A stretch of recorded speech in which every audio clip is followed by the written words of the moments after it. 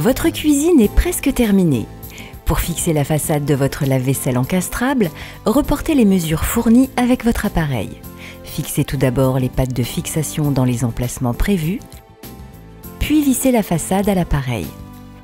Si un fileur de finition vous a été fourni, prenez tout d'abord les mesures de l'écartement entre votre mur et votre meuble, en bas et en haut. Reportez ces mesures sur votre fileur et faites la découpe. Utilisez les équerres fournies pour fixer le fileur et son support. Prépercez votre meuble et installez un niveau pour bien aligner le fileur avec le meuble. Enfin, alignez le fileur à l'emplacement prévu et fixez-le avec les vis fournies. Réalisez l'étanchéité entre votre plan de travail et les murs avec un cordon de mastic silicone. Avant de mettre en place les tiroirs, il est nécessaire de fixer une équerre de renfort à mi-largeur. Sortez ensuite les glissières, puis clipsez le tiroir en le poussant à fond dans son emplacement. Des vis de réglage situées dans les glissières permettent de régler le niveau de votre tiroir. Pour une parfaite finition, prenez garde à ce que toutes les façades soient bien alignées. Fixez ensuite les poignées avec les vis de fixation fournies. Les trous de réglage situés au fond du meuble peuvent être recouverts à l'aide de caches fournies. Pour installer les étagères, faites attention à installer le support plat à l'arrière du meuble et le support avec l'ergot à l'avant du meuble.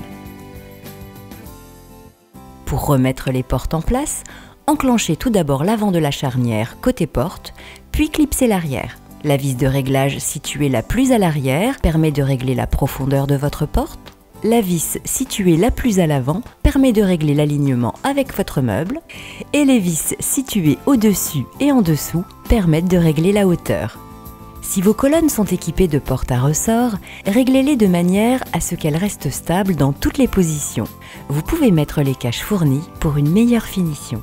Vous pouvez désormais enlever les protections anti-choc de vos portes et tiroirs. Il ne vous reste plus qu'à poser les plinthes. Commencez par le plus petit côté en traçant la dimension en hauteur. Faites les découpes à l'aide de la scie circulaire.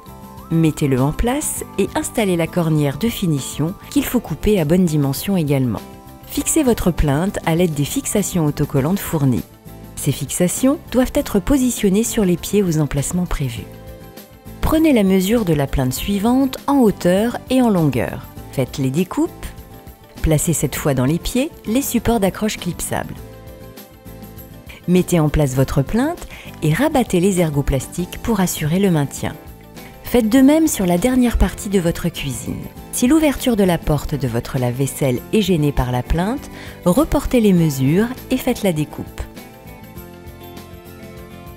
Bravo, votre cuisine est prête et nous vous remercions d'avoir fait confiance à Eco Cuisine.